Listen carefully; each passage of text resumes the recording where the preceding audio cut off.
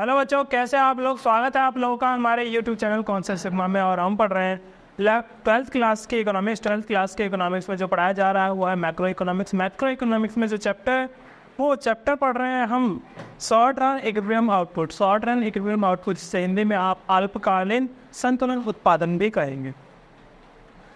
मैंने इसके बारे में थोड़ा सा ब्रीफ जो है पहले दिया था, पर फिर से मैं बता दूं कि शॉर्ट रन एक ऐसा पीरियड होता है जिसके अंदर आप टेक्नोलॉजी को चेंज नहीं कर सकते। यानी कि यदि आपको प्रोडक्शन बढ़ाना है तो सिर्फ एम्प्लॉयमेंट ही एक जरिया है जिसके जरिए आप प्रोडक्शन बढ़ा सकते हैं।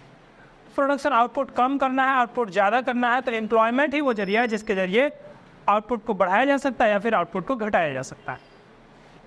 अब मैंने आपको बताया था कि दो प्रकार के अप्रोच होते हैं शॉर्ट रन इक्विलिब्रियम आउटपुट के। तो शॉर्ट रन इक्विलिब्रियम आउटपुट के जो दो प्रकार के अप्रोच बताए थे वो बताया था AS = AD और दूसरा S = I, जिसे हम AS/AD अप्रोच या फिर SI अप्रोच भी कहते। तो AS/AD अप्रोच ये कहता है कि जब AS बराबर हो जाएगा AD के तो हम मानेंगे कि अर्थव्यवस्था संतुलन की स्थिति में है। AS कहते किसे? AS कहते हैं प्लान्ड प्रोडक्शन को,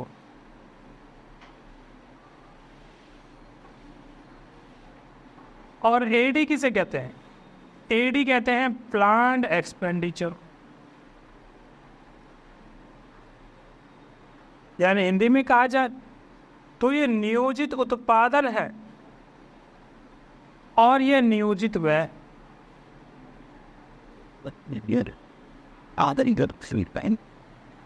जब जितना आप उत्पादन करना चाहते हैं उतना ही, जितना प्रोड्यूसर उत्पादन करना चाहते हैं उतना ही कंज्यूमर खर्च करना चाहते हैं, यानी उतना ही खरीदना चाहते हैं, तो ऐसे स्थिति में अर्थव्यवस्था संतुलन की स्थिति में होगा। तो अब इसी चीज को हम डिटेल्स में पढ़ें, ठीक है। तो इसलिए मैंने यहाँ ऊपर लिख दिया है AS = AD approach in detail. तो सबसे पहले एक एक चीज को पढ़ते जाएंगे, एक एक चीज मतलब सुनिए। सबसे पहले पढ़ेंगे कि AS क्या होता है। वैसे AS हमने पिछले चैप्टर में पढ़ लिया था।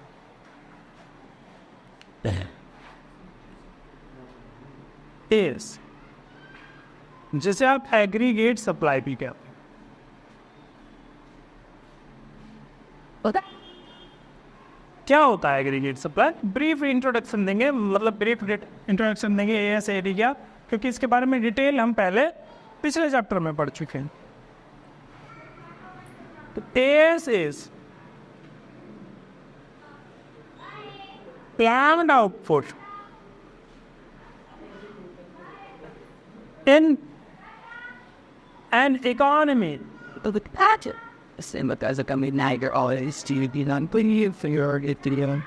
of all the goods and services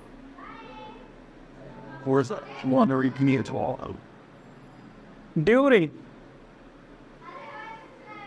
an accounting year. तो AS और प्लान आउटपुट है किसी भी अर्थव्यवस्था में जो सारे गुड्स एंड सर्विसेज का आउटपुट को दर्शाता है जो एक लेखा वर्ष में किया जाना है। अब AS जो होता है is related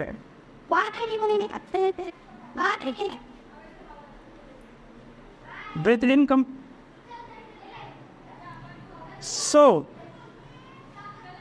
AS is 45° straight line। तो इसलिए AS एक 45° स्ट्रेट लाइन बनता है। कैसे बनता है AS?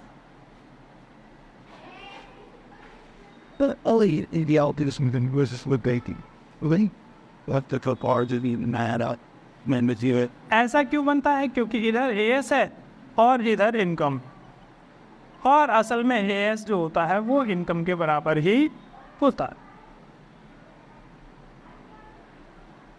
GDP के बराबर ही होता है। इसीलिए AS और इनकम बराबर है 45 डिग्री एंगल की एक लाइन बनती है एस के नाम। अब लिखते हैं, ठीक है। तो हिंदी में यदि इस बात को लिखे तो समग्र पूर्ति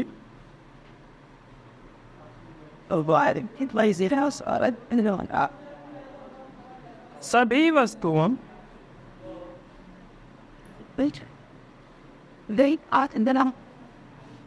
और सेवाओं का वह नियोजित उत्पादन है जिसे किसी अर्थव्यवस्था में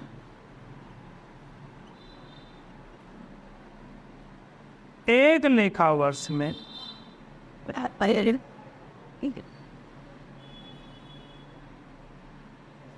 किया जाता है। समग्र पूर्ति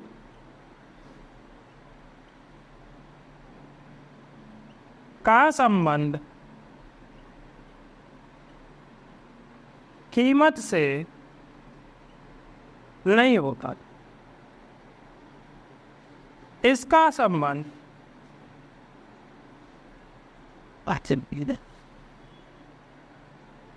आय से होता।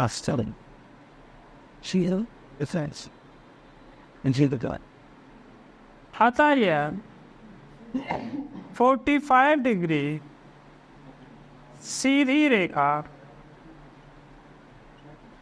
बनती। बात समझ में आ रही है इसकी? अब बात करेंगे हम एडी की, तो मिटा दें इसे।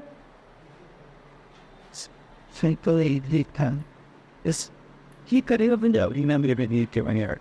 But she, other than he had to eat, the thing that these are my sleeves and the idea is having them. He put up with me, really, and being out of the week by this over here.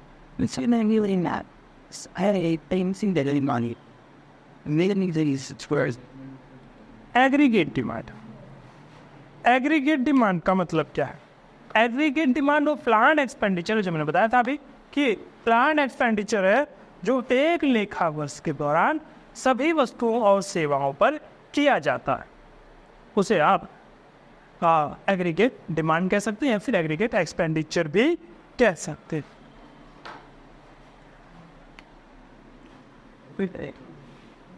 Aggregate demand is also known as aggregate expenditure. It is the expenditure on all goods and services. यहाँ पे लिखेंगे planned expenditure. Planned expenditure on all goods and services I didn't to mean again. of an economy during and accounting year. Hearing that name. In which you didn't even feel that now. AD का संबंध, AD is not Name according to one. related with price.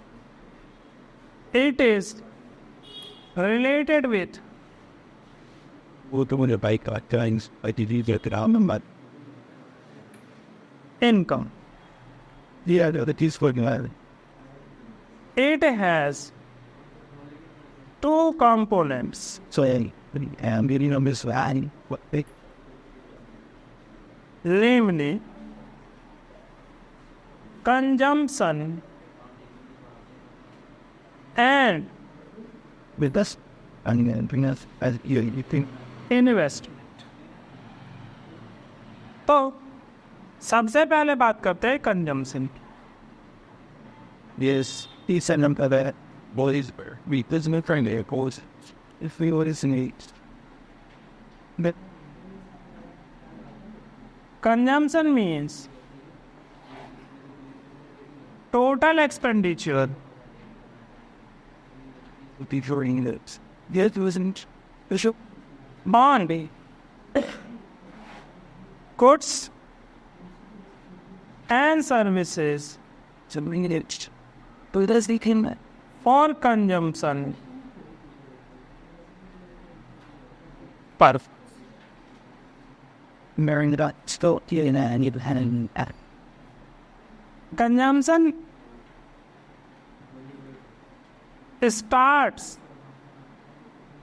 They can achieve what to be good. They dog. with some value at Not be I also think. income. Yeah, over one. In zero. But तो जब income zero होता है वहां पे भी consumption की कोई value होती है. It is called autonomous consumption. तो इसे आप ऑटोनोमस कंजम्पशन कहते हैं.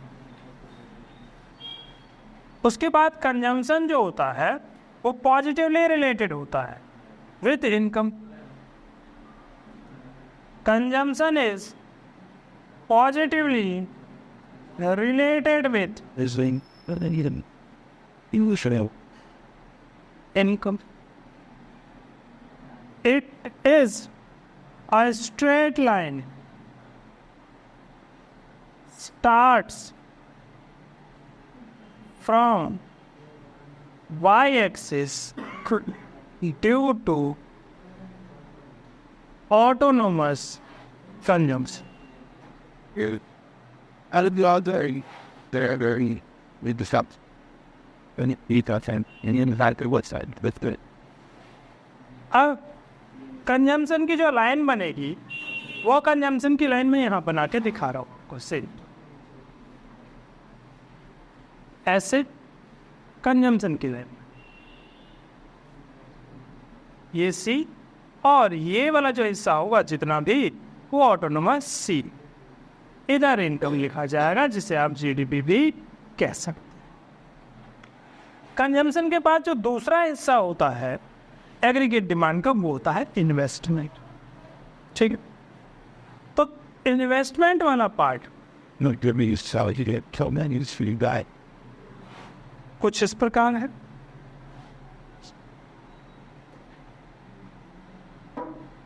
And in the letter, I'm botting this like investment choose the legally that it didn't. But I need air is taken neither here. only autonomous investment. Investment यहाँ पे सिर्फ autonomous investment ही लिया जाता है as per case I mean, and you know, hey, if you leave together, theory of as per K's theory only autonomous investment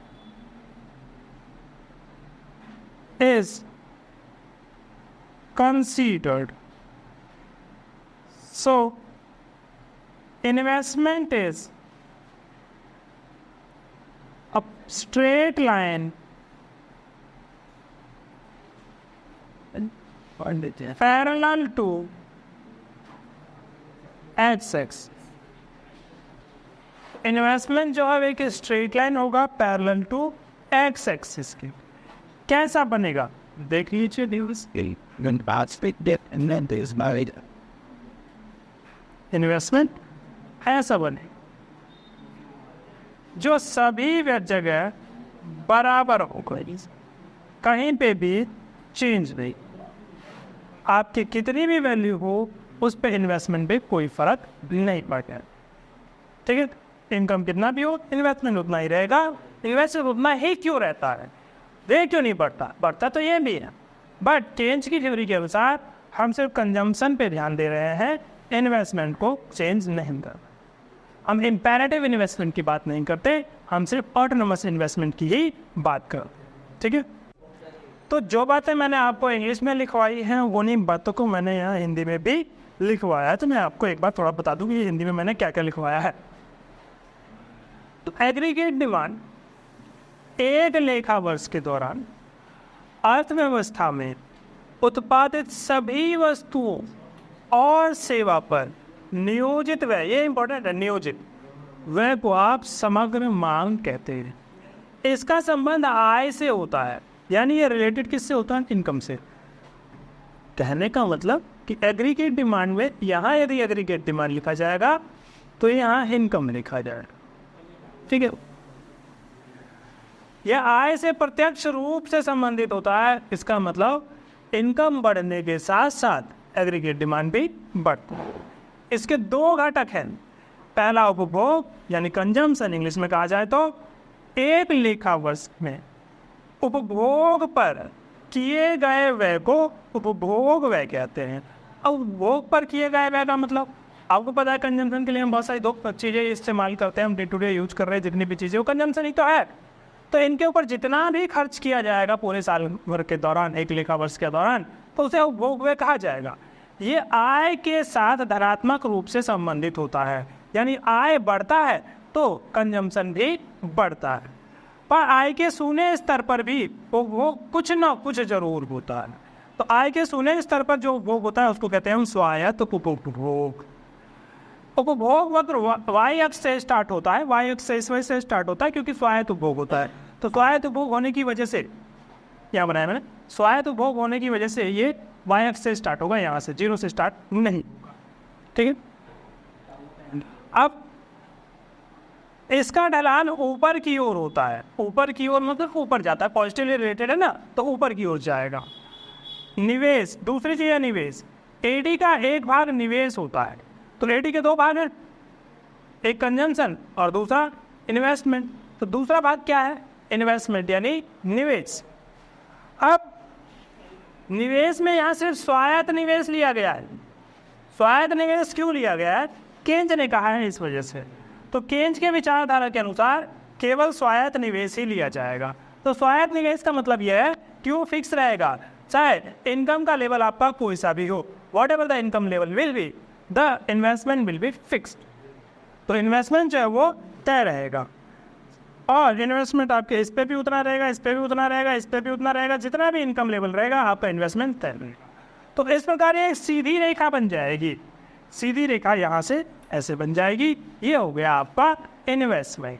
consumption आपकी ये line, investment और consumption दोनों को मिला देंगे तो बनेगा हमारा एग्रीगेट डिमांड, ठीक है। तो एग्रीगेट डिमांड कैसे आया? एग्रीगेट डिमांड आया आपका कंजम्पशन और इन्वेस्टमेंट दोनों को जोड़ के। देखो ऐसा मैंने इन्वेस्टमेंट लाइन बनाया था और ये मैंने कंजम्पशन लाइन बनाया था। तो कंजम्पशन को और इन्वेस्टमेंट को दोनों को जोड़ दोगे तो एग्रीगेट डिमांड बनेगा। तो aggregate demand is consumption plus investment. ये स्टार्ट कहाँ से होगा? ये स्टार्ट होगा ऑटोनोमस आई यानी स्वायत्त निवेश और स्वायत्त उपभोग, इन दोनों के जोड़ से। तो स्वायत्त निवेश मैंने 10 माना, स्वायत्त उपभोग 20 माना, तो टोटल जो स्टार्ट होगा आपका एडी वो स्टार्ट होगा 30 से। और ये पॉजिटिवली रिलेटेड होगा, जैसे जैसे इनकम बढ़ता जाएगा तो एडी भी बढ़ता जाएगा। असल में एडी और सी के बीच में एक गैप नजर आ रहा होगा, बाकी दोनों चीजें एक जैसी ही है। जैसे सी जा रहा है वैसे ही एडी भी जा रहा है। तो दोनों में से गैप किस चीज का है? दोनों में गैप है इन्वेस्टमेंट का, ठीक है। इतना वाला हिस्सा जो है वो इस इन्वेस्टमेंट की वजह से है, अदरवाइज सी और एडी दोनों बराबर ही होते। तो हमारे पास सी और एडी दोनों ही बराबर होते, पर गैप किस चीज़ का है? इन्वेस्टमेंट का। यहाँ मैंने क्या लिखा है? यहाँ लिखा है AD is sum of consumption and investment. Investment और कंजम्पशन दोनों का जोड़ होता है आपका AD. It is positively related with income, positively related होता है इनकम से। ये स्टार्ट होता है वाई एक्सिस से, वाई एक्सिस से ये स्टार्ट होता है। उन्हीं बातों को मैंने हिंदी में भी लिख दिया है। तो मैंने आज आपको पढ़ाया कि एग्रीगेट डिमांड क्या होता है, एग्रीगेट सप्लाई क्या होता है। फिर इसके बेसिस पे हम AS/AD अप्रोच में इक्विलिब्रियम पढ़ेंगे कि GDP इक्विलिब्रियम किस प्रकार से प्राप्त होता है। उम्मीद है कि आपको जो वीडियो है वो समझ में आया होगा और अच्छा लगा होगा। वीडियो को देखिए, लाइक कीजिए, शेयर कीजिए और साथ में चैनल को सब्सक्राइब कीजिए। धन्यवाद।